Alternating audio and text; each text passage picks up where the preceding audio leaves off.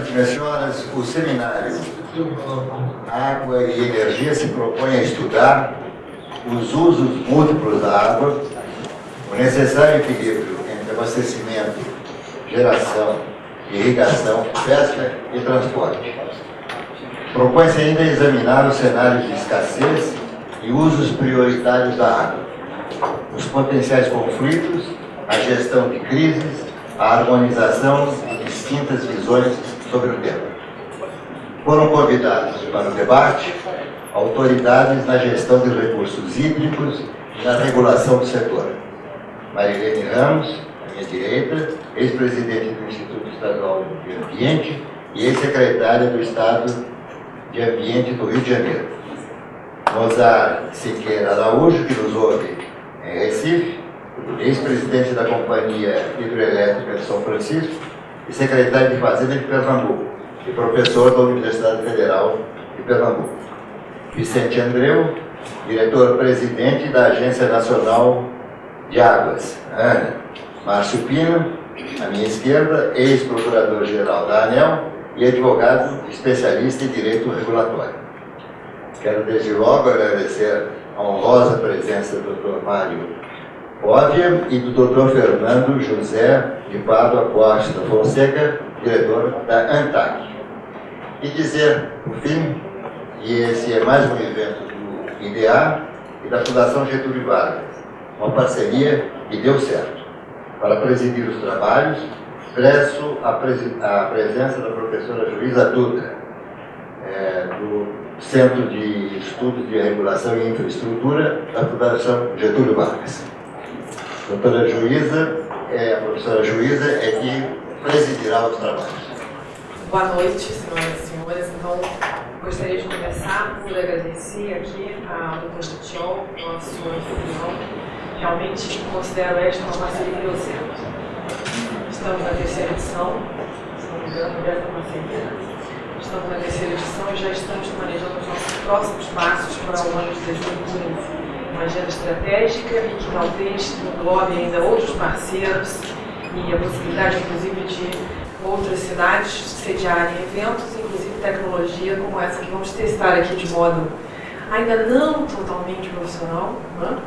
Mas enfim, é uma circunstância que impede o Dr. Mozato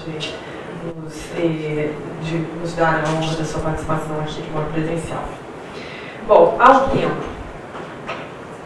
Primeira questão, já fizemos algumas discussões estratégicas aqui com relação ao marco regulatório do gás natural, competências no sentido da avaliação do marco regulatório do setor elétrico. Você me ouve, Mozart? Ouço bem. Ah, tá ok. Então, e agora estamos aproveitando o momento que se configura na sociedade brasileira, na região sudeste, né, para fazer uma discussão que é uma discussão extremamente atual, moderna, oportuna e relevante. E diria, quer dizer, mais do que relevante, é uma discussão necessária. E então, nesse sentido, nós elaboramos a configuração dessa mesa contando com o diretor-presidente da Agência Nacional de Águas, que está chegando, né? Marilene Ramos, que é uma integrante do Centro de Estudos em Regulação e Infraestrutura, e o Mozart, além do Márcio Pina, claro, e o Mozart, que tem uma vasta experiência no setor elétrico, mas que, à frente da CHESF, enfim, pela sua própria trajetória, também como professor da Universidade Federal de Pernambuco, traz uma enorme bagagem e uma capacidade de olhar estes dois setores de modo abrangente e integrado, apontando caminhos para o futuro. Não é? Então, eu apenas, agora, na estruturação dessa mesa, não é? Que contará, além dos três, também com o Márcio Pina, que depois já vai nos dar aqui a honra de colocar algumas questões e tudo, e a nossa intenção é contar de modo ativo com a participação da plateia, tá? Muito informada. Não é? A nossa intenção é que façamos aqui, eu farei uma breve provocação, não é? Uma provocação não hostil, isso é um ponto importante. Não é? E depois passarei a palavra, então, a ideia aqui do Vicente, depois do Marilene, Na verdade, começando, desculpe, pelo Mozart, que nossa intenção não é estressar o link, a gente está contando aqui com essa possibilidade, mas vamos aproveitá-la bem, né? E depois passando ao Márcio Pina. Então, eu agora queria colocar, na verdade, eu tenho até uma apresentação, depois a gente pode disponibilizar, e a intenção é só colocar alguns fatos relacionados ao tema. No fundo, nós estamos falando o quê? Essa discussão é uma discussão importante. Nós não nos preparamos devidamente para tratar da questão, efetivamente, do marco regulatório do setor portuário, mas esse é um tema que já fica aqui como um tema identificado para o futuro, né, que merece um tratamento adequado, então aqui ele será perpassado. Eu creio que o Mozart vai tocar nesse tema, discutimos ontem a abordagem dele, mas a intenção aqui é falar do nexo de água e energia, né? Então, tanto no âmbito do Fórum Econômico Mundial, né, que já desde 2011 elaborou um relatório sobre essa relação, né? Quanto, inclusive, até o Departamento de Energia nos Estados Unidos acaba de produzir um relatório, divulgou nos últimos 2 meses, falando dessa interdependência entre os sistemas de água e energia. E, nesse contexto, argumenta que não é razoável supor que o cenário futuro seja de meramente replicar o passado em termos de clima, tecnologia e dos processos decisórios relacionados a esses dois subsistemas, a esses dois sistemas. Então, o que temos assistido é um cenário de escassez de água, aumento da variabilidade e de incertezas, o que evidencia fragilidade no sistema de energia. Mas o que importa é o seguinte, e esse é um tema que, inclusive, discutia com Mozart, né? Escassez hídrica é uma realidade na região nordeste neste país há vários anos. Então, o momento que se afigura na região sudeste, mais do que uma crise, nos coloca uma oportunidade de fazermos a discussão da medida em que esses dois marcos regulatórios devem conseguir conversar, não é? Em que a atualização dos desafios colocados possa trazer soluções melhores, identificar soluções melhores.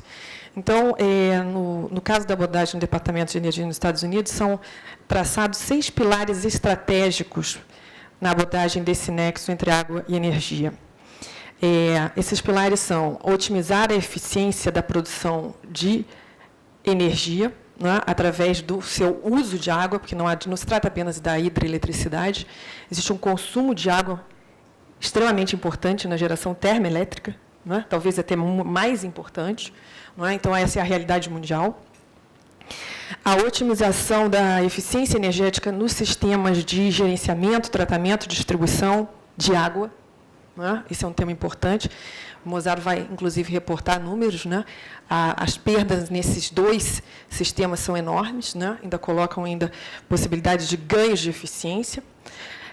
A necessidade de aumentar a confiabilidade e a resiliência dos sistemas de água e energia, aumentar o uso seguro e produtivo de fontes não tradicionais de água, promover operações responsáveis de energia com relação à qualidade da água, ao ecossistema e a impactos sísmicos, explorar sinergias positivas entre estes 2 sistemas. Agora, nesse contexto de um conjunto de pilares estratégicos, o ambiente de tomada de decisão ele é condicionado por um conjunto de fatores que representam o quê? Restrições políticas, regulatórias, econômicas, ambientais, sociais e pelas tecnologias disponíveis. E esse ambiente ele é fragmentado, complexo e inacabado. Não é? E, como resultado, temos estruturas de incentivos que se sobrepõem de modo não necessariamente coerente. Claro que a tecnologia coloca possibilidades, né? Por exemplo, inovações poderiam reduzir essas perdas, né? Promover ganhos de eficiência, tanto para a água, né? No sistema de energia, quanto para a energia nos sistemas de água, e isso nos daria algum espaço. Agora, com relação a fatos, só uns fatos econômicos aqui, porque a gente está num ambiente que, certamente, aqui temos várias pessoas muito versadas no campo jurídico, mas só para colocar condicionantes econômicos, né? E que, inclusive, são apontados nesse cenário internacional. Então, o cenário é de quê? De um crescimento expressivo da população, que atingiria 8 bilhões de pessoas em 2030, a maior parte em países em desenvolvimento. E o crescimento econômico até esse período seria liderado pelas economias emergentes. Temos também um movimento de urbanização. Então, só alguns números. Hoje, mais da metade da população mundial vive em cidades, sendo que existem 24 cidades no mundo que têm mais de 10 milhões de habitantes, 17 delas em países em desenvolvimento. Mais de 100 cidades na China têm mais de 1 milhão de habitantes, 35 na Índia e 9 nos Estados Unidos. Quais são os impactos, a pressão sobre esses sistemas oriundos desse crescente movimento de urbanização, principalmente em países em desenvolvimento? Para não falarmos o quê? Para não falarmos da dificuldade, do escasso acesso que existe à eletricidade no mundo. 1,5 bilhão de pessoas não têm acesso à eletricidade. Com relação à energia, os números são do quê? Uma expectativa de um aumento da capacidade instalada de geração só na China da ordem de 1.300 gigawatts. Isso significa o quê? A expectativa é que a China, até 2030, tenha necessidade de adicionar a sua capacidade instalada 10 vezes a capacidade instalada do Brasil. Então, o que nós estamos falando em termos de pressão por água? Não é apenas isso. No caso da Índia, seriam 400 gigawatts. E só para você ter uma ideia, quer dizer, isso significa o quê? Um crescimento da população, ele gera uma pressão muito maior pela demanda de água, mais do que o dobro. Então, neste contexto, se colocam muitos desafios. E a intenção de um espaço como esse é criar oportunidades para diálogos, mais do que interdisciplinares, no campo da regulação, que sejam eles capazes de harmonizar a experiência dos diferentes setores para que nós possamos ter a capacidade, ou a resiliência de enfrentar momentos críticos como esses que hoje se avizinham para o país. Então, nesse sentido, eu vou começar aqui passando a palavra para o Mozart, pedindo a licença dos demais integrantes da mesa, para que comecemos por ele, para não abusarmos aqui da nossa disponibilidade, da nossa sorte aqui. Bom, boa noite a todos. Aí eu desculpe, traçamos aqui, esqueci de avisar, traçamos, em princípio, cerca de 20 minutos iniciais para cada apresentador. Esqueci de falar, desculpa. Ótimo, Luísa. Eu vou até colocar o relógio aqui ao lado, para começar meu tempo aqui. Lá na ANEL tem um relógio no vídeo, mas aqui o meu está faltando isso, a gente tem que colocar no Skype. Bom, eu queria primeiro agradecer aí o convite da Fundação Getúlio Vargas e do Instituto aí de Direito de Energia. Eu acho que isso é uma iniciativa importante. E me sinto honrado, sobretudo a gente aqui que tem a oportunidade de discutir o processo nesse momento aí de disputa que já começa a se estabelecer entre o uso da água e o uso da energia. Eu estou aqui com alguns companheiros, a gente está aproveitando aí são 4 pessoas aqui na sala. Vocês devem conhecer o Dr. Pérez, Antônio Pérez, foi superintendente aí da ANEL. Ele é o nosso diretor de regulação. A doutora Sandra Camilo, que é oriunda da Chefs, e o nosso acionista Jaime Brenan, porque todos nós temos interesse nesse processo, até porque nós vivenciamos o dia a dia. A minha colocação, ela na realidade, pode ser um pouco abrangente, mas eu pretendo sintetizar em 3 pontos. A questão da necessidade de um gerenciamento integrado entre água e energia, até porque nós somos um país que temos um uso e não um consumo, eu sempre relato isso, o uso da água como um insumo estratégico para a produção de energia elétrica. Outro ponto que eu acho fundamental é a questão associada à redução de perdas. Nós temos perdas muito elevadas, tanto quando consumimos água, e aí eu não estou falando mais uso, estou falando de consumo, como quando consumimos energia. E, finalmente, a necessidade, quando a gente fala de água, a água ela tem um uso múltiplo muito intensivo no mundo todo, E, particularmente aqui no Nordeste, esse uso intensivo ele é bem ressaltado. E talvez por isso a gente tenha uma preocupação muito grande com o uso da água aqui, apesar de as políticas que estão instaladas, muitas vezes elas não se aplicam, né? Eu acho que a 9433 é uma lei bastante abrangente e que, se ela fosse aplicada e usada, certamente nós teríamos uma outra realidade, assim como, obviamente, quando se fala em energia elétrica, o uso otimizado da energia elétrica, certamente ele traria uma necessidade bem menor dos desperdícios que a gente tem hoje.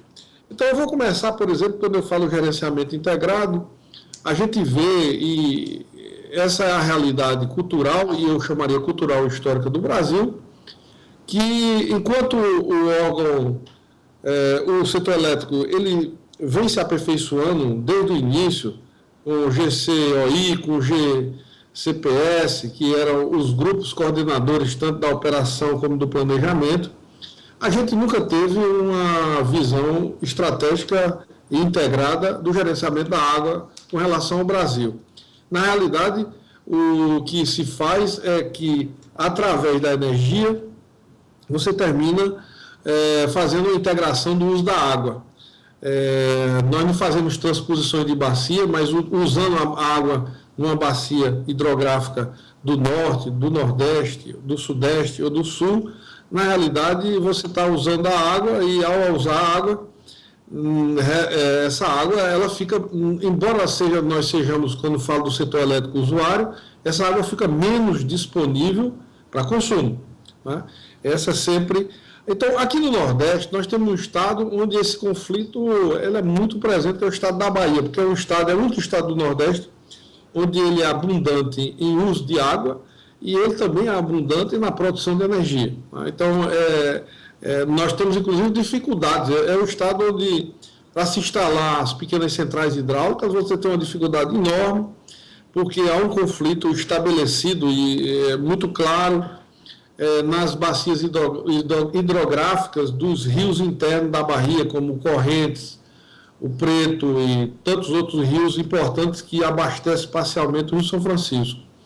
Então, essa política integrada, ela, infelizmente, ela não vem sendo observada, nem ela é observada do ponto de vista do planejamento. Quer dizer, o nosso planejamento, quando eu vou falar do setor elétrico, né? Eu quero aqui dizer a você que eu não faço crítica à construção de usinas hidrelétricas. Aliás, eu tenho aí um passado voltado para a construção de energia elétrica e eu espero que o futuro. A grande questão que a gente começa a perceber é que, cada vez mais no Brasil, nós fazemos uma política de construção de grandes usinas a longa distância do centro de consumo e a gente não otimiza o consumo onde está a carga, né? Que seria uma coisa natural. Por exemplo, no momento que você está construindo uma usina hidrelétrica no Tapajós, no Madeira ou no Xingu, você está transportando essa energia a milhares de quilômetros de distância, e aí a gente já sabe que você já vai perder logo 6% aí na extra alta tensão. Depois, quando você distribui essa energia, você até chegar no consumidor residencial, você perde mais, no mínimo, uns 13%. Então, na realidade, essa energia produzida, e isso é muito bem observado, quando o ONS publica a quantidade de energia produzida e o consumo, há uma defasagem, você perde logo 20% aí dessa energia, porque você está fazendo um planejamento onde são planejamentos que levam à construção de usinas muito longínquas e muitas vezes em situações agora que elas se agravam, porque o próprio operador nacional não pode otimizar, porque quando essas usinas são longínquas e elas são o que nós chamamos sem reservatório, então na hora que a energia é produzida, não dá nem para você armazenar, você tem que exportar ela imediatamente. E muitas vezes essa exportação ela pode se dar a distâncias muito grandes e aí essas perdas aumentam. Então, nós precisamos rediscutir o processo de despacho de energia e, ao mesmo tempo, usar esse despacho também para preservar a disponibilidade de água, porque quando a água passa, obviamente que o setor elétrico usa apenas a queda, mas a água, quando vai passar, ela não fica mais disponível porque não tem reservatório. Abrindo um parênteses aí, por exemplo, no ano 2000 eu tive a oportunidade, ou foi um ano que houve uma discussão muito intensa no Brasil e no Nordeste a respeito da transposição do Rio São Francisco. E nós fizemos uma viagem, eu como presidente da Chess, e tivemos no Colorado, onde você tem uma empresa que cuida integradamente da produção de energia e, entre aspas, da produção de água, que é o Bureau of Reclamation. Você tem o lado do noroeste americano, onde você tem o Rio Columbia, onde há um cuidado muito grande, não somente com a disponibilidade de água, mas como transporte fluvial, como sendo um transporte modal associado às ferrovias, que diminuiu muito o custo do país naquela região. É um rio que nasce no Canadá. E no sudeste dos Estados Unidos, mas na parte interior, tem o conhecido Vale do Tennessee, onde tem a TVA, que é uma empresa que foi cuidada principalmente para cuidar de água e não de energia. A energia foi uma decorrência da necessidade de cuidar de água.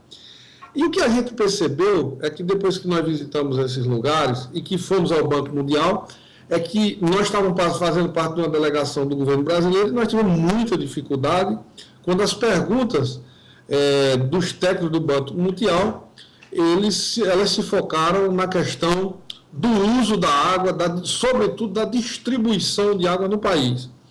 E eu devo dizer a vocês que, para o Brasil, na época, e hoje não é muito diferente, é muito difícil responder algumas perguntas, porque eles fazem as perguntas, mas eles já sabem, porque o Banco Mundial ele vem financiando essa parte de água, esgoto e distribuição de água no Brasil há mais de 50 anos, e eles sabem que a maioria das empresas estaduais, até porque aqui no Brasil, diferentemente do setor elétrico, a água é uma outorga do município e em alguns estados, ou na maioria deles, o município, a maioria dos municípios brasileiros não tem condições de tratar de sua água, tem algumas exceções, obviamente, sobretudo no Sudeste, mas aqui no Nordeste a prática é que a água é tratada por companhias estaduais de água e as perdas, aí elas são enormes. Se no setor elétrico eu falei de 20%, no setor de água, as perdas elas são de 40% quando não ultrapassa. Né? Então, quando você faz um tratamento de água para criar água potável e a produção de água e ao consumo apresenta perda da ordem de 40%, obviamente que tem perdas técnicas, exatamente como no setor elétrico. E tem perdas não técnicas, que é uma forma diferente da gente chamar de desvio de água. E isso é um processo muito sério. Então, a primeira coisa que a gente vê é que nós precisamos fazer um gerenciamento integrado do uso da água e da energia, para que se otimize o uso, obviamente, tanto desse insumo importante, que é a água, assim como esse insumo importante na vida das pessoas, que é a energia elétrica. Se você tem desperdício nos dois, e isso ficou muito claro, e quando o governo brasileiro, na época, quis pedir empréstimo ao Banco Mundial para fazer a transposição, que hoje vem sendo feita aí há vários anos, né? A transposição ela tem uma vantagem que ela serve como bandeira política a vários presidentes e continua sem concluir, é que o banco fez a seguinte pergunta: olha, tem um reservatório imenso no Rio Grande do Norte chamado Armando Ribeiro Gonçalves, e a pergunta é: quanto da água do Armando Ribeiro Gonçalves vai para o mar? A delegação brasileira, e eu estava nela, a gente não sabia, porque eu tinha estudado pouco, e 67% não era utilizado, era simplesmente formado no reservatório e ia para o mar, ou seja, e não tinha gerenciamento. Só tem um estado aqui no Nordeste que tem um gerenciamento muito forte, que é o estado do Ceará, que ele foi, obviamente, voltado. O Ceará ele tem a seca na sua porta. Em Fortaleza, o clima é semiárido. Então, é um estado que voltou-se fortemente para a utilização do uso da água com muito cuidado. E, consequentemente, é um Estado que luta muito pela transposição, que vai ser feita mais cedo ou mais tarde, até porque tem muita obra inacabada na transposição, consequentemente, eu acho que ela vai terminar sendo feita. Então, a primeira coisa que eu falei aqui há uma falta de gerenciamento integrado. Eu não podia deixar, meu tempo já está em 12 minutos, de falar dos usos múltiplos, né? Então, aqui no Nordeste, a gente também tem uma situação que ela existe em várias escalas, mas aqui com muito cuidado e com disputa, que é o transporte fluvial. Vocês sabem que de Pirapora, de Minas Gerais, até Petrolina, existe um fluxo fluvial, tem uma eclusa na usina hidrelétrica do Sobradinho, ou seja, esse é outro fato importante que, infelizmente, a depender das calhas do rio, isso tem um transporte modal extremamente competitivo, né, quando comparado com o transporte terrestre ou aéreo. E ele agora está passando por uma crise, porque o principal reservatório de Minas Gerais, que é a usina Três Marias, a gente chama usina, não chama nem de reservatório, mas ele foi feito como reservatório, que armazena, em média, 33% do São Francisco, ele está com um volume útil de 2,4%. E, consequentemente, está comprometido o transporte fluvial entre Pirapora e Petrolina.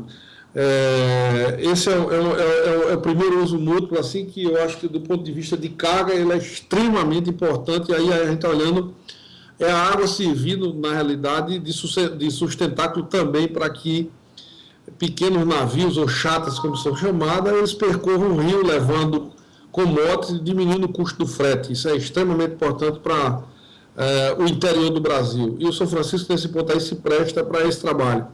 A outra questão é o uso da pesca, né?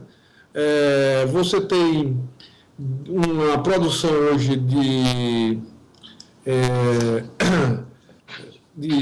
tanques peixes, não somente do reservatório, mas ao redor do São Francisco, que é extremamente importante para a produção de proteína, sem falar numa tecnologia, não é muito recente, a gente aqui no Brasil conhece pouco, denominada de Raceway, que é uma tecnologia que hoje, ela, quando utilizada, você produz peixe numa maior velocidade. Quando a gente chama de Raceway, é porque se aproveita pequenas quedas que existem ainda no rio e se formam cachoeiras e você solta o peixe para poder vencer esses obstáculos. O peixe é obrigado a nadar contra a correnteza e, ao mesmo tempo, se você coloca comida, ele come mais, ele cresce mais rapidamente e, consequentemente, aqui no Nordeste existe esse tipo de produção, mas normalmente voltada para o mercado externo. Toda a produção é exportada para os Estados Unidos, não chega ainda na mesa aqui no nosso povo brasileiro, porque o preço é melhor pago. E finalmente, né, eu acho que o principal uso da água, eu acho que após a geração de energia, em quantidade, que é a irrigação, né? Você tem grandes canais hoje de irrigação, produzindo alimentos, e esses canais, eles necessitam de outorga, e, sem dúvida nenhuma, por exemplo, todo brasileiro não sabe, mas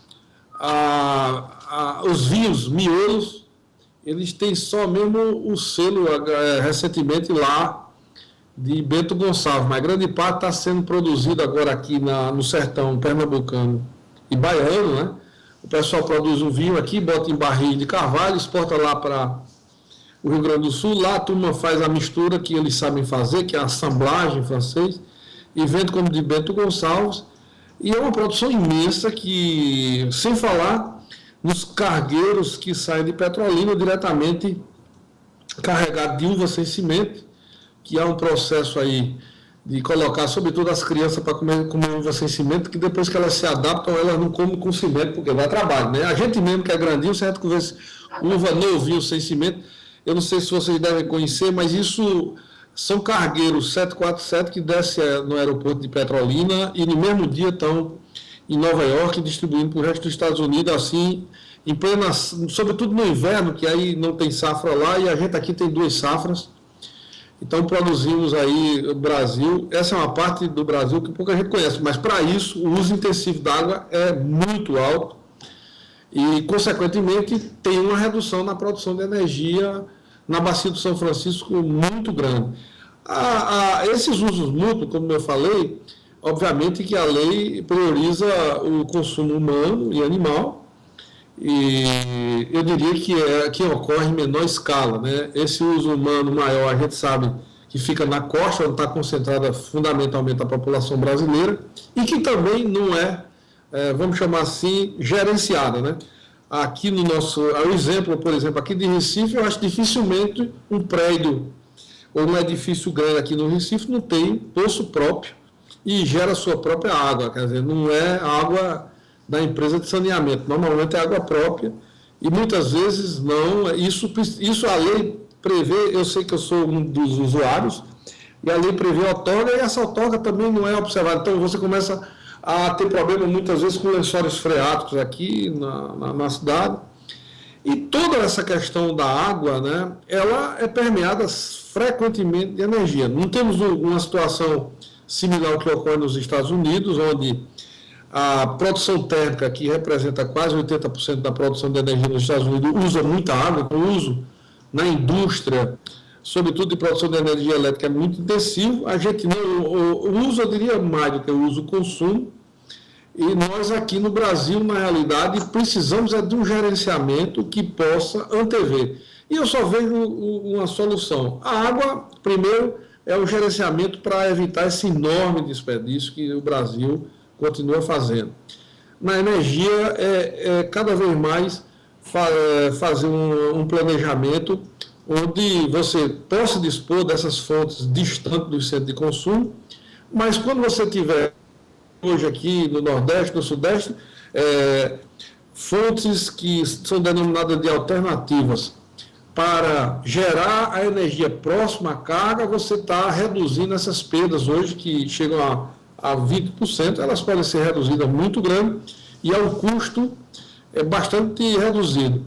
Nós temos um exemplo mundial, que é a Alemanha, que hoje tem uma geração de eólica, e devo dizer a vocês que o vento da Alemanha não se compara com o do Brasil. O Brasil hoje, os estudos recentes, os atlas recentes mostram que nós temos os melhores ventos do mundo, ou seja, nós temos aerogeradores que, quando são colocados aqui no Brasil, eles geram bem mais do que algumas hidrelétricas que estão sendo instaladas. Exemplo, enquanto a produtividade de uma Belo Monte é 40%, os novos aerogeradores que estão sendo instalados aqui no Brasil, eles têm produtividade superior a 50%, alguns chegando a 60%, ou seja, quase o dobro de uma Belo Monte em termos de produtividade. Quer dizer, tem desperdício. Obviamente, quando você coloca uma usina muito longínqua, você tem uma linha de transmissão que a população não toma nem conhecimento. Eu posso dizer ao senhor que o custo da linha de transmissões para escoar a energia de Belo Monte é maior do que o custo da usina. A gente sabe disso, a população não sabe, porque essas linhas elas são feitas paulatinamente e não se faz todas de uma vez. Então, tem todo um processo de gerenciamento que eu acho que é fundamental, a situação de integração e o compartilhamento dos usos múltiplos para que todo mundo utilize o uso da água e o uso da energia. Eu complementei meus 20 minutos, fico à disposição aí para alguma pergunta que eventualmente seja feita. Muito obrigado. Obrigada, Mozart. Foi muito bem sucedida a conexão. Eu aprendi bastante com suas palavras. Passo, então, agora a palavra à Marilene. Gente, boa noite. Prazer estar aqui pela primeira vez. Eu espero que de muitas, doutor Bertiol, Joísa, e sempre se esmerando na organização desse evento, Marte Pina. E o Vicente Andreu, que diz que está aqui comigo na mensagem, dizendo que está chegando, mas não conseguiu chegar ainda. E adorei ouvir o Mozart falando sobre as questões hídricas e dando essa visão aí tão detalhada, principalmente aí das questões do Nordeste. De alguma forma, eu vou aqui, algumas coisas ditas por ele, né, eu vou também reforçar, mas procurando até dar uma outra abordagem. Aqui nos temas que foram colocados aqui para nós, deixa eu dar uma olhadinha ali no relógio, que está ainda com horário de inverno, mas dá para a gente ver os 20 minutos. Enfim, foi colocado que para se falar sobre usos múltiplos, a questão do cenário de escassez, usos prioritários, conflitos de competência, enfim. Então, a primeira questão que eu quero colocar, se entrasse pode passar? Alguém passa para mim? Ou me dá? Tá bom. A primeira questão é a questão dos usos múltiplos, né, que o Mozart abordou aqui. E isso é uma questão interessante, porque quando nós discutíamos a Lei 9433, eu sou da época dos grupos, né, que no caso, a gente, lá pelo Rio de Janeiro, discutia a lei, essa lei ficou décadas no Congresso, aliás, como é normal aqui, né, ficar décadas no Congresso. Uma questão central era buscar garantir os usos múltiplos e, de alguma forma, reduzir essa preponderância do setor elétrico sobre o uso da água. Desde lá de quando o presidente Getúlio Vargas promulgou lá, não sei se o verbo é esse, mas lá o Código de Águas, lá em 1934, desde então, quem manda na água no Brasil sempre foi o setor elétrico. Trouxe um grande desenvolvimento, a nossa geração, o nosso parque hidrelétrico está aí, mas quando não existia tanta demanda ou tantos outros usos conflitantes, podia se admitir, mas à medida que o país cresceu e a água cada vez mais demandada, era necessário ter uma regulação que garantisse esses usos múltiplos. E a Lei 9433 foi aprovada em 97 e é absolutamente surpreendente que até agora continue sendo os nossos reservatórios totalmente operados segundo os critérios do Operador Nacional do Sistema Elétrico.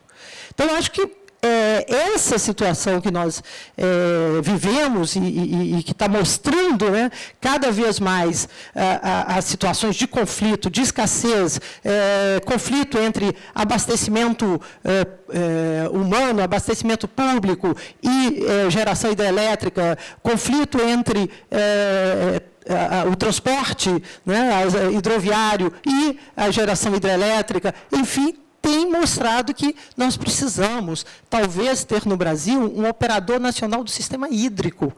Né? Eu acho que a Agência Nacional de Águas ela precisa, né, assumir esse papel e ter se não uma ascendência, né, sobre o total sobre o ONS, mas tem que ser uma operação. O que eu fiz aqui, gente? Tá bem. Bom, enfim, é que tem que colocar de volta lá no outro modo. Então, essa é uma primeira questão. Nós temos aí, então, desde 97, né, temos aí quase 20 anos, estamos chegando a 17 anos de Lei 9433, e eu acho que é uma questão que essa crise hídrica nos coloca. uma questão também interessante é que, dentro da própria lei e na gestão de recursos hídricos, sempre se tratou o uso para geração hidrelétrica como um uso não consultivo, um uso que não consome água. De fato, a água passa pela turbina, exceto a água que que evapora ali no reservatório, ele tem um uso, o consumo de água é pequeno. Porém, o que nós estamos vendo é que, dependendo de como os reservatórios são operados, eles causam escassez. O caso que nós tivemos agora no Paraíba do Sul, em que, no início desse ano, no último verão, nós tínhamos uma situação confortável nos reservatórios do setor elétrico, nos 4 reservatórios de cabeceira do Paraíba do Sul, que regulam a vazão do Paraíba do Sul. Com a operação para geração de energia que foi feita, nós chegamos em abril com uma situação uma situação grave. Então, cada vez mais é preciso ter uma nova regulação para essa questão do uso da água para a energia. Obviamente, sabemos da importância, da geração hidrelétrica, porém, nós precisamos repensar a forma como ela está acontecendo hoje. Com relação aos cenários de escassez e usos prioritários, pode voltar. Eu trouxe aqui, o Brasil, só essa imagem, a gente vê que o Brasil é um país rico em água, porém, nós temos cada vez mais situações de escassez, e essa escassez ela não é causada só pelos usos consultivos, como o Mozart discutiu aqui a questão da irrigação, do próprio setor hidrelétrico, do abastecimento público. Nós temos um problema de escassez qualitativa também de água. Por quê? Os nossos mananciais estão sendo degradados, estão sendo poluídos, porque nós não temos tratamento de esgoto, porque nós não temos controle de uso do solo, nós temos ocupação desordenada, nós temos lixo chegando nos rios, e aí, com isso, o quadro é aquele ali. Obviamente, tem regiões, como é a região do semiárido, que tem uma escassez decorrente do próprio regime hidrológico, mas nós temos escassez severa em regiões onde uma população muito grande, juntamente com muita poluição, muita degradação dos corpos hídricos, nós estamos chegando a situações absolutamente críticas, como são aquelas áreas ali com as manchas vermelhas, e nem se precisa, aquela imagem ali do Cantareira, como nós temos passado aí e acompanhado. Pode passar? Bom, aí falando do Cantareira, só para a gente entender o que é o fenômeno, qual foi o fenômeno que atingiu o Cantareira, o sistema Cantareira, o sistema Cantareira é formado por uma série de reservatórios, ali na bacia do Piracicaba, Jundiaí e Capivari, onde a água é transposta para abastecer a região metropolitana lá de São Paulo. Então, tem ali aqueles 4 reservatórios, Jaguari, Jacareí, Atibainha e Cachoeira, que é chamado o sistema equivalente. Pode passar? Só para ver o que aconteceu esse ano,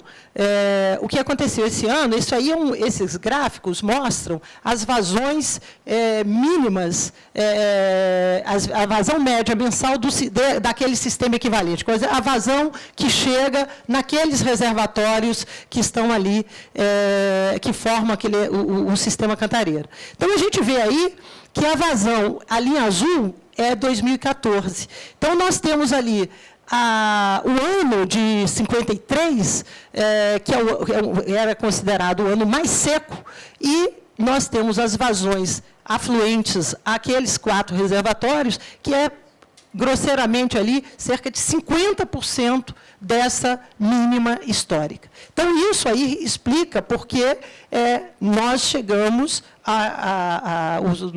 estamos tendo aquela situação tão grave lá nos reservatórios lá do sistema Cantareira. Pode passar? E aqui é a situação no Paraíba do Sul, também tirada hoje do... Oi, Vicente. Já estou adiantando os seus temas. Onde nós vimos que os reservatórios, os 4 reservatórios que regulam a vazão do Paraíba do Sul, estão hoje com 4,9% da capacidade de reservação. Então, obviamente que lá no Paraíba do Sul ainda não se usou volume morto, então a situação não é tão crítica, né, quanto a do Cantareira. Mas é uma situação também extremamente grave, onde já passamos problemas na bacia, mas talvez nunca uma situação tão grave como estamos vivendo agora. Agora, isso mostra que a hidrologia com que sempre se trabalhou no Brasil, possivelmente, né, ela vai ter que ser modificada. E, então, isso significa que nós temos menos água disponível. Com menos água disponível, nós precisamos fazer aquilo que o Mozart falou aqui, né? Nós temos que precisar fazer o uso mais eficiente, nós temos que combater desperdício, nós temos que combater essa degradação, tratar os nossos efluentes, os esgotos, garantir, recuperar a qualidade dos nossos rios, dos nossos mananciais, para poder garantir água com qualidade e recuperar reservatórios que hoje estão hoje o que hoje não é possível de serem aproveitados, mas nós também precisamos aumentar a capacidade de reservação no Brasil. E aí entra uma discussão que eu digo que essa é a discussão entre os insensatos e os insensíveis. Os insensatos são os ambientalistas que não querem reservação de jeito nenhum, porque reservatório degrada, tem impacto e tal. E os insensíveis é a turma do setor elétrico que só quer saber de juntar água para gerar energia, né? E aí fica um debate que não tem um meio termo, e é uma das questões. O projeto da transposição do São Francisco, que foi citado aqui pelo Mozart, ele nada mais é do que um projeto de reservação de água. Por quê? Ele tem uma parcela, né, um bombeamento firme, que é aquele bombeamento de 26,4 metros cúbicos por segundo, que pode ser bombeado continuamente, mas este bombeamento ele que é para o abastecimento humano, que é o que a lei 9433 diz que é a prioridade, né? A prioridade é o abastecimento humano. Porém, quando o Sobradinho tiver condições operacionais, né, de chegar vertendo ou com o nível estiver com o nível definido para esperar pelas possíveis cheias, nesse momento pode-se bombear até 127 metros cúbicos por segundo. Era a água que iria para o mar, né? E que vai aproveitar a capacidade ociosa existente dos reservatórios que estão hoje já construídos na região do semiárido. Então, uma conta, um reservatório como o Castanhão, por exemplo, que hoje está com 30% de volume acumulado, de 30% de acumulação, ele bombeando 30 metros cúbicos por segundo, ele leva 4 anos para ser enchido com a água do São Francisco. Ou seja, existe capacidade de reservação na região semiárida, e o São Francisco, em diversos períodos, ele joga a água para o mar. Então, quando eu falo da discussão, né, entre a luta entre os insensatos e insensíveis, é um pouco isso. Quer dizer, há um bispo que se põe contra uma transposição, quando a gente tem capacidade de reservar, e essa água não tem uso nenhum, a não ser adoçar um pouco lá o Atlântico, um pouco mais. Bom, então, essa é uma questão, mas a questão, e o Zar falou sobre essa necessidade, essa discussão em torno de construção de reservatórios, é uma conversa que eu ouço há anos e anos, que tem que ser feita, que temos que buscar uma solução, mas o que está se vendo é isso. Construção de usinas hidrelétricas a fio d'água, sem capacidade de reservação, e projetos como o São Francisco enfrentando uma dificuldade enorme para serem implantados. Pode passar? Bom, falando um pouquinho, bem rápido, sobre conflitos de competência, o Brasil tem uma situação que complica bastante a chamada gestão integrada, né, que também o Mozart fez menção. Agora eu estou vendo ele aqui no vídeo aqui atrás. Bom, que é a questão da dupla dominialidade. Nós, no Brasil, nós temos os rios federais, os corpos hídricos federais, e nós temos os corpos hídricos estaduais. Graças a Deus que os nossos constituintes ainda tiveram um pouquinho de sensatez e não inventaram os rios municipais. Não é isso, Vicente? Bem, mas o que acaba acontecendo? Acaba acontecendo é que a Lei 9435 fazia a gestão por bacia hidrográfica, porém, quando você chega na bacia hidrográfica, você vai encontrar os corpos hídricos de domínio federal, de domínio da União, e os corpos hídricos de domínio estadual. Então, isso traz uma enorme complicação, né? Ali naquele mapa do Brasil, em vermelho estão os rios federais, em verde são os rios estaduais. E aí a gente vê como, por exemplo, nesse evento da decisão do governo de São Paulo de construir uma transposição entre o reservatório de Jaguari, da bacia do Paraíba do Sul, para o reservatório de Atibainha, lá no sistema Cantareira, a gente vê como é que essa situação ela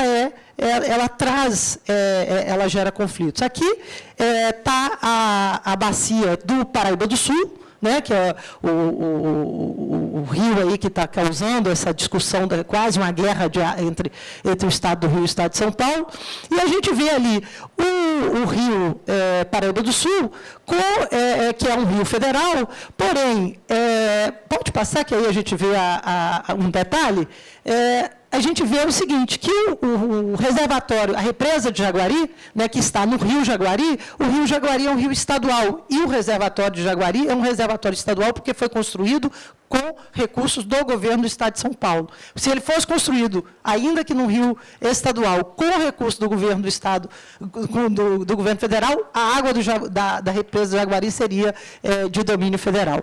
Bom, e aí o São Paulo quer construir aquele sistema, é um sistema lá de túneis com elevatórias de 15 quilômetros, porém, teoricamente, São Paulo poderia sozinho, né, sem consultar, teoricamente, a Agência Nacional de Águas, se dar a autorização para construir esse sistema. Felizmente, isso não aconteceu.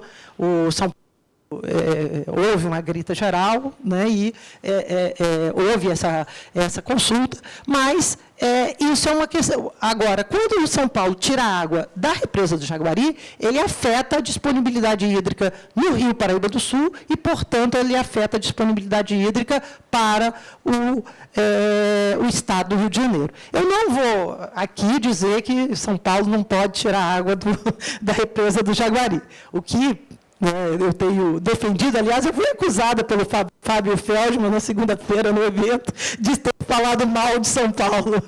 Eu disse, eu não falei o que eu tenho defendido, e que é uma posição do Comitê da Bacia do Paraíba do Sul, é que o Rio Paraíba, no estado que ele está hoje, ele não tem condições de perder mais nada, né, inclusive de perder água. O rio está degradado, menos de 30% dos esgotos produzidos na bacia são tratados.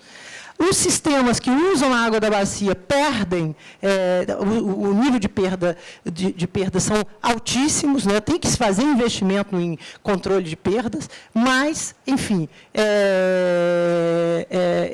ou seja, é uma oportunidade, uma crise como essa, de se discutir efetivamente a revitalização, a recuperação da própria bacia, assim como foi feito com São Francisco, na época que se decidiu a transposição. Hoje, tem um plano de investimentos que há críticas quanto à efetiva implementação desse plano, mas existem recursos assegurados para a bacia do Paraíba do Sul. Bom, e, por fim, eu queria falar rapidinho sobre a questão de... Pode passar, por favor? A questão, diante do cenário de escassez, o que é o uso prioritário?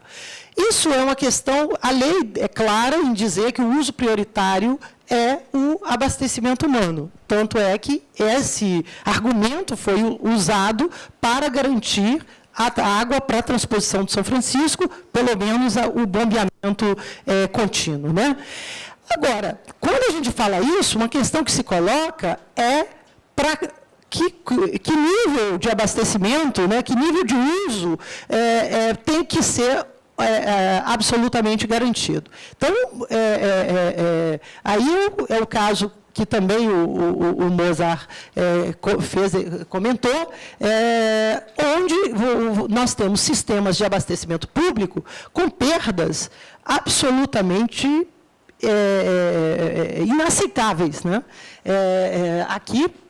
Isso aqui são perdas das companhias estaduais de abastecimento de água, e nós vemos aí, obviamente, tem casos absurdos, como lá no Amapá, que chega a 70% de perda da água que é coletada, 70% é perdida. Aqui nós estamos falando de perdas de distribuição. A perda de distribuição envolve a perda física, né, o que é perdido pelos furos das tubulações, pelas válvulas, enfim, e também a água que não é cobrada, que não para a qual que não é faturada. Então, tem a perda de faturamento junto com a perda. Mas a água que não é faturada, ainda que ela não seja uma perda física direta, porque ela está abastecendo alguma família que não tem uma conexão legal, né, regular, mas ela acaba induzindo um uso ineficiente, porque, ao não ter que pagar por essa água, a tendência é que aquele consumidor ele use a água de forma desperdiçando, de forma ineficiente. Então, a gente vê que é uma situação que exige, né, investimentos. Então, quando a gente está fazendo investimentos, como o caso do São Francisco, né, da transposição de São Francisco, fazendo investimentos de 8 bilhões de reais, que pode chegar a valores ainda maiores, para fazer para levar água e bombeando essa água com um custo de energia que tem esse bombeamento, para levar para sistemas, se você olhar ali na região Nordeste, tirando a CAGES, a Companhia do Ceará, que tem uma gestão melhor, que tem aí em torno de 40% de perdas, nós vamos encontrar as demais empresas perdendo mais de 50%. Então, para o Brasil hoje, a gente tem que estar perseguindo uma meta em torno aí de 25% de perdas de água. E, por fim, falando também da questão de combater perdas pode passar? Eu não vou falar disso, né? Falando em perdas de água e falar em coletar e tratar esgoto, ou seja, em resgatar a qualidade das nossas águas. O Brasil, pode passar? Pode continuar passando? Pode passar. Pode passar. O Brasil hoje tem em torno de 36% do esgoto que é produzido recebe algum tipo de tratamento. Nós temos que fazer investimentos relevantes nessa área de coleta e tratamento de esgoto. Agora, infelizmente, nós fazemos os investimentos, o ritmo dos nossos investimentos é muito aquém do ritmo que nós necessitamos para fazer uma universalização num prazo razoável. Então, nós temos um outro desafio que é como investir, né?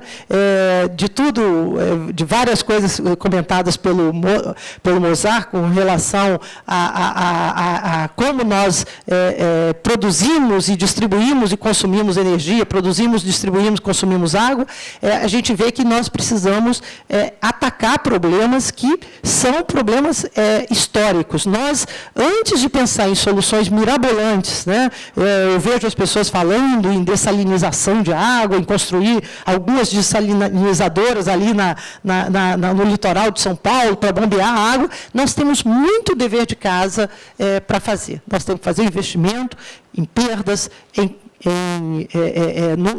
nos sistemas de abastecimento, na universalização da água, na universalização do esgoto, e, obviamente, também na produção e na distribuição de energia. Então, é muito trabalho ainda para ser feito antes de pensar em soluções mirabolantes. Obrigada.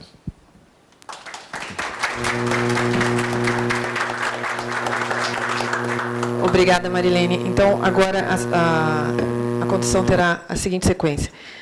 Passaria a palavra, então, ao Vicente Andreu, né, com quem já tive a oportunidade aqui de brevemente descrever o cenário atual da discussão, né?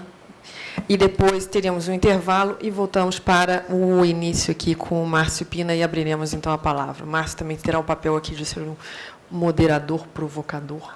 Tá ok? Então, Vicente, aproximadamente uns 20 minutos, tem aquele relógio lá, então, quando chegar no 8, que no fundo é 9...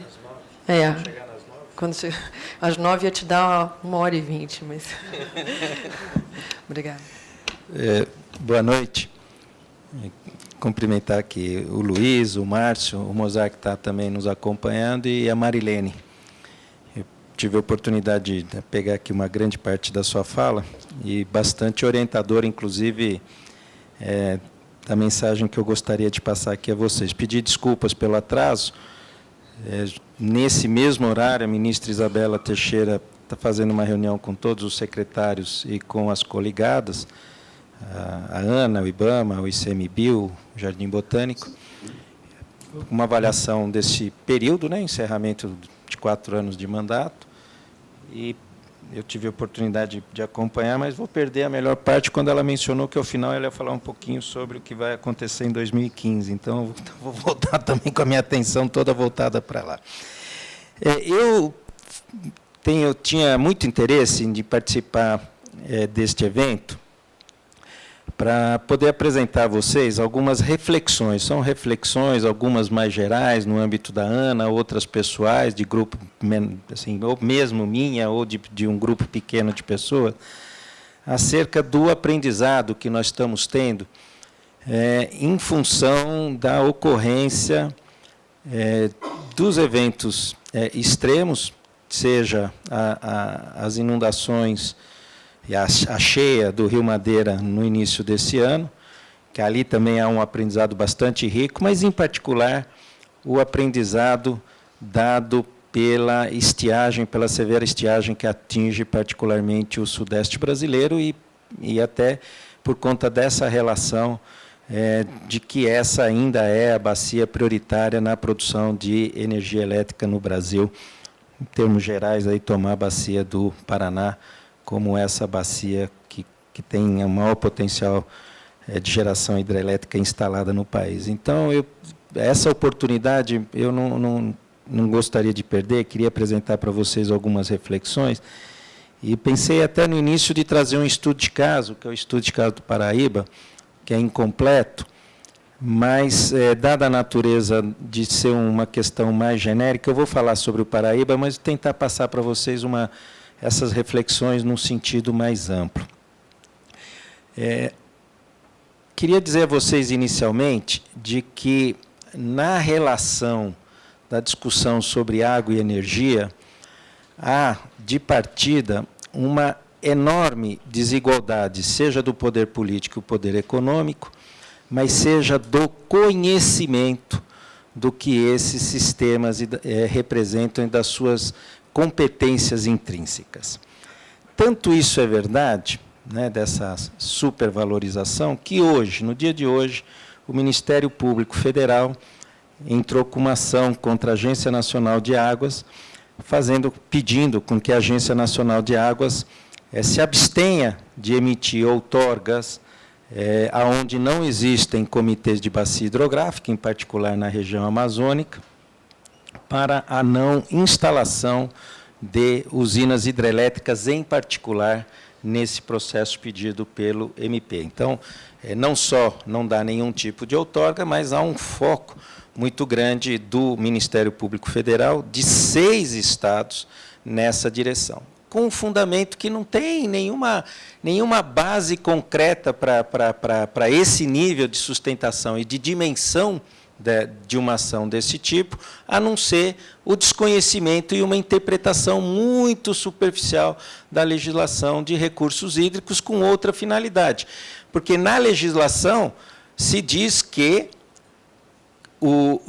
as outorgas devem ser derivadas de planos de recursos hídricos. E os planos de recursos hídricos são feitos pelos comitês de bacia hidrográfica. Portanto, na interpretação do Ministério Público Federal, não tendo comitê de bacia hidrográfica, não tem plano, não tendo plano, não tem outorga. Quando, na verdade, há competência definida também na legislação de maneira muito clara, seja para as hidrelétricas, que elas derivam do Plano Nacional de Recursos Hídricos. No caso das hidrelétricas, ela tem uma legislação específica, uma regra específica em relação a essa questão, portanto, não se aplicaria, e que a Agência Nacional de Águas e os órgãos estaduais de recursos hídricos têm competências para exercer o poder da outorga. O que se coloca é que, existindo o comitê, existindo o plano, ela tem que seguir as direções derivadas desse plano, mas que não se emite outorga no Brasil se você não tiver plano de recursos hídricos. O Brasil tem cerca de 50% do seu território coberto por planos de recursos hídricos. O que significaria que, de imediato, nós teríamos que paralisar e seriam irregulares 50% das outorgas já emitidas no Brasil. E o que se pretende? Não se pretende, claro, que o argumento é a defesa das águas, mas o que se pretende claramente é, em função desse desconhecimento, e não é raro conseguir, por parte do Legislativo, do Judiciário, uma decisão, até por conta do desconhecimento do Judiciário, uma decisão que, ao final, se pretende alterar o processo de licenciamento e outorga das usinas hidrelétricas brasileiras. Então, esses são os aspectos que eu acho que são importantes relevar, que ressaltar que há um desconhecimento específico dessa legislação e, quando confrontada com o setor elétrico, uma priorização dessas questões que já estão consolidadas no contexto brasileiro, dada a importância da hidroeletricidade na nossa matriz energética. Algumas questões, e no tempo que nós temos, algumas questões que eu penso que são relevantes apontar, e que essas lacunas legais, elas têm gerado insegurança de todos os lados, e algumas delas, inclusive, mesmo com esse fortalecimento do setor elétrico, até com inseguranças para o setor elétrico. A primeira delas é com a definição dos usos múltiplos de água, e particularmente dos usos múltiplos da água quando nós trabalhamos em situação de escassez. A legislação aponta que a regulação do setor de água deve visar os usos múltiplos, sempre, está lá colocado. Porém, em situações de escassez, ela apenas estabelece na legislação de água que o uso prioritário é o consumo humano e a dessedentação de animais. Ao fazer isso, ela equipara todos os demais usos numa situação de escassez. Então, retirada a prioridade para a dessedentação de animais e consumo humano, todos os demais usos passam a ser equiparados. E isso gera uma insegurança muito grande do nosso ponto de vista sobre alguma priorização, além dessas duas menções que estão corretas na legislação, a respeito de benefícios e impactos de outros sistemas que se utilizam da água também no seu processo produtivo, em particular a questão da hidroeletricidade, por conta da rede de transmissão que o Brasil tem, que praticamente integra como se nós tivéssemos uma bacia hidroenergética única no nosso país. E não se pode comparar um efeito local, um impacto local que é real, vivenciado por alguns usuários daquele local, com, eventualmente, os impactos e benefícios que são causados em nível nacional. Isso fica mais agravado ainda porque a nossa legislação e os nossos costumes não colocam o aspecto de compensação financeira como um mecanismo de, eventualmente, a solução desses conflitos.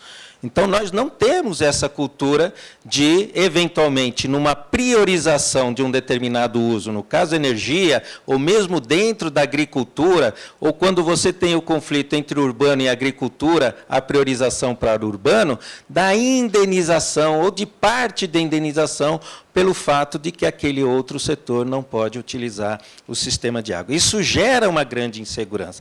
Gera uma insegurança tamanha, como vocês viram, agora, recentemente, no caso de Ilha Solteira, vou falar do setor hidroviário, até aproveitando a sua presença aqui também, mas, em particular, com relação a licenciamento de alguns usos dentro de um reservatório do setor elétrico, que depois, esses usos autorizados, em função da existência do reservatório, geram, inclusive, um direito, ainda por desconhecimento da legislação, um direito incompreensível de prejuízos para toda a sociedade brasileira. Por exemplo, a aquicultura. Todos nós defendemos que nós utilizemos esses reservatórios para utilização, para o aproveitamento múltiplo, inclusive da aquicultura. Pois bem, no caso de Ilha Solteira, em função da dificuldade de interpretação de qual é a cota mínima de operação daquele empreendimento, se isolado na cota 314 ou se acoplado ao canal de Pereira Barreto com as usinas de Três Irmãos na cota 323 ou 324, foram outorgados usos para a aquicultura. Nas nossas outorgas, mencionando claramente que para a aquicultura a cota mínima é a de 314, ou seja, da operação do reservatório de Ilha Solteira isoladamente, porém, houve uma ação onde não fosse a disposição, inclusive, do ONS de enfrentar momentaneamente aquela ação para o seu recurso posterior, não cumprindo durante alguns dias, e, na minha opinião, fez isso de maneira correta, nós teríamos um impacto imenso sobre a produção energética brasileira, inclusive com risco de racionamento, por conta de uma decisão que dizia não pode operar abaixo o reservatório de Ilha Solteira, porque você tem que garantir o uso da aquicultura, que é um uso secundário, derivado do fato da existência do reservatório. E nem própria Ilha Solteira não existe, porque a legislação brasileira também não define a regulação, a outorga de alguns usos, como, por exemplo, o hidroviário, se criou ali também uma grande confusão. Uma coisa, no meu ponto de vista, é a regulação da ação aquaviária, com a definição de portos, barcos e tudo mais, que compete à ANTAC. Agora, o não reconhecimento de que o uso hidroviário precisa ser um uso também regulado, existência de uma regulação para o uso hidroviário fez com que, na prática, a hidrovia do Tietê-Paraná simplesmente não tivesse nenhum amparo diante disso. Então, eu queria mostrar aqui para vocês algumas lacunas que, em alguma direção, aponta para uma superfragilização do setor elétrico brasileiro hidrelétrico por conta dos seus impactos, e, em outro, né, a não existência de alguma regulação por conta justamente dessa extensão do setor elétrico brasileiro, que faz com que alguns usos, como o hidroviário, que é super importante, todos nós reconhecemos, acabe ficando secundarizado dentro desse processo. Eu estou com aquele relógio ali também, meus 20 minutos, faltam apenas 5, e esse é um dos aspectos que eu penso que a crise tem apresentado como um elemento importante. O segundo, e talvez até mais complexo, seria a definição de um novo processo de regulação das hidrelétricas existentes ou a serem construídas. Antes de seguir adiante, até pela presença do Márcio, dizer o seguinte: no nosso ponto de vista, há outro vazio, que é o seguinte: a nossa nova legislação prevê que, para uma nova hidrelétrica, você precisa de uma declaração de reserva de disponibilidade hídrica, que depois é convertida automaticamente em outorga. Porém, quando vence a concessão, acontece o quê? O senso comum vai dizer assim: bom, a usina já está lá, está 30 anos, 50 anos, não precisa nada, né? Mas, no nosso ponto de vista, inclusive, Três Irmãos foi um bom exemplo, porque foi feito sem essa condição. A concepção da legislação atual diz o seguinte, que fica mais claro num leilão. No leilão fica evidente, numa prorrogação não fica tanto, mas no nosso ponto elas se equiparam, no nosso ponto de vista elas se equiparam. Que fim da concessão, a prorrogação ou uma nova concessão daquele empreendimento, ele precisa fazer com que sejam incorporados na projeção, no planejamento de recursos hídricos, todas as modificações que ocorreram naquele território ao longo de 30 ou 50 anos. O caso do São Francisco é claro. Não existe nenhuma alteração, por incrível que pareça, pelo fato de existir ali uma transposição de 26 a 127 metros cúbicos por segundo. Não alterou nada as condições dos reservatórios que estão lá, das hidrelétricas que estão lá. Isso está correto? Vai gerar, se isso não for assumido e que se a gente não tomar a iniciativa de fazê-lo rapidamente, vai gerar, na minha opinião, uma grande insegurança para os usuários, ora para os usuários, ora para o próprio setor elétrico, em função da existência desse conflito pelo uso da água, por um uso autorizado, que é a transposição. Isso vale para abastecimento, isso vale para a agricultura, é um fenômeno bastante recorrente. Então, eu queria deixar aqui também essa mensagem de que nós precisamos, e a legislação não é clara, estabelecer também em que medida se dá a outorga ou algum documento preliminar à outorga no caso de uma prorrogação ou vencimento da concessão. E aí, nos últimos minutos, eu queria chegar, eu não vou passar mais do que 2 minutinhos, 3 minutinhos, a um novo procedimento para a regulação do setor elétrico brasileiro. Para algumas bacias, vamos dizer assim, de pouco impacto do ponto de vista da atividade produtiva, talvez isso não fique tão clara, mas para algumas bacias são evidentes, e no caso da bacia do Paraíba do Sul, para mim, absolutamente claro.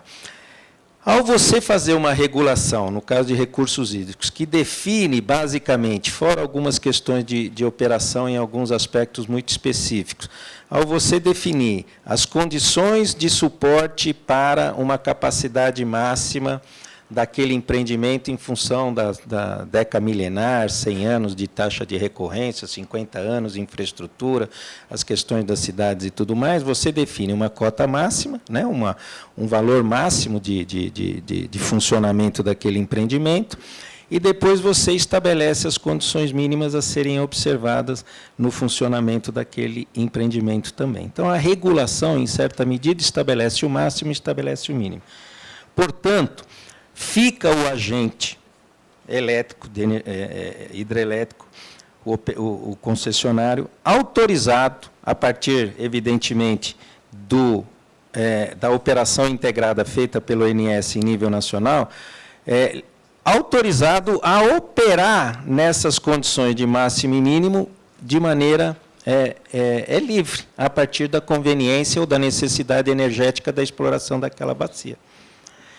E essa condição de operação entre o máximo e o mínimo, muitas vezes, como foi o caso agora do Paraíba do Sul, faz com que uma determinada operação dos reservatórios da bacia, e não é só da bacia do Paraíba do Sul, várias enfrentaram o mesmo problema, você acabe provocando, pela operação do setor elétrico, a necessidade de você rever, inclusive, as condições mínimas do próprio reservatório. Se você pegar... Aqui tem imprensa? Tem imprensa de fora? Eu ando meio ressabiado, porque a gente fala de conteúdo, depois faz uma frase... aí vira tudo, o dilúvio, o lodo... Eu estou muito preocupado agora com a questão da imprensa. Bom, mas qual é o dado? Não tem daqui imprensa. O dado concreto é que, na seca de 2001, 2002, durante o apagão, nós tínhamos um determinado volume de água no reservatório equivalente do Paraíba do Sul, que teve uma utilização durante aquele período. Neste ano de 2004, nós começamos o ano com mais água no reservatório do Paraíba do Sul, 2014, nós começamos o ano com mais água do que o do apagão e estamos com muito menos água nos reservatórios do que do apagão. Isso é decorrente do quê? Isso foi decorrente não de um sacrifício, porque muitas vezes também o governador de São Paulo é pródigo nisso, de tentar jogar a questão da operação hidrelétrica contra o consumo humano. Usou uma cidadezinha de 50 mil habitantes que chama Santa Isabel para conseguir lá todo um debate, cujo problema de água era simplesmente levar a captação 50 metros adiante. Né? Então, acaba criando uma confusão, eu não quero criar essa confusão, por quê? Porque, em termos de atendimento das demandas, todas as demandas foram atendidas, porém, a operação dos reservatórios levou a uma situação que nós tivemos que quebrar a restrição em Santa Cecília, de 190 para 173, para 160, e hoje mesmo 160 lá em Santa Cecília. Eu acredito que vocês tenham essas informações mais ou menos, até para não perder muito tempo, ela talvez tenha que ser reduzida mais ainda. Bom, ela é fruto do quê? Ela é fruto da estiagem? Sem dúvida nenhuma que ela é fruto da estiagem, mas ela é fruto também de uma priorização da utilização desses reservatórios para a geração de energia elétrica. Do nosso ponto de vista, e aí eu vou falar em meu nome pessoal, né? Há algumas pessoas com quem eu já discuti isso dentro da ANA, que concordam e tudo mais, isso não é um posicionamento da ANA, mas eu estou convencido de que talvez nós precisemos, para algumas bacias que são absolutamente prioritárias, como é o caso da bacia do Paraíba do Sul, primeiro, declarar que aquela bacia é para uso prioritário de abastecimento em contraposição à questão energética. Isso é uma decisão de natureza política que precisa ser afirmada. Né? E, segundo, você criar um mecanismo de operação por bandas no reservatório, de tal maneira que você vá migrando de verde mais clarinho, para um amarelinho, para um laranjinha, para um vermelhinho, de tal maneira que você, ultrapassado um determinado limite do verde claro, por exemplo, para o amarelo, você teria uma ação correspondente àquela situação, e não deixando livre como existe hoje. Isso tira flexibilidade. Eu concordo, eu acho que a flexibilidade é muito interessante, é muito importante, e nem acredito que essas bandas sejam a solução final de um processo como esse. Eu acho que a solução final será uma operação até com maior flexibilidade. Porém, a flexibilidade hoje, dada a prioridade de uso do setor elétrico em relação aos demais usos, concretamente é assim que funciona, eu acredito que essa flexibilidade em algumas bacias críticas, como a do Paraíba do Sul, a própria do São Francisco, elas não podem trabalhar apenas com esses limites e depois você tendo que condicionar os demais usos a uma condição que, em certa medida, foi causada, inclusive, pela própria operação do setor elétrico brasileiro. Então, para respeitar o tempo inicial, mas, como eu falei, esse é um tema muito de muito interesse da nossa parte, porque a gente consegue enxergar claramente quais são os gargalos de uma legislação que é muito democrática, que ela tem princípios que precisam ser mantidos, mas cuja transformação em ação prática, particularmente numa situação de crise como essa que nós estamos vivendo, e que tende a se repetir com muita frequência, infelizmente, precisa ser aprimorada nesse processo. Muito obrigado.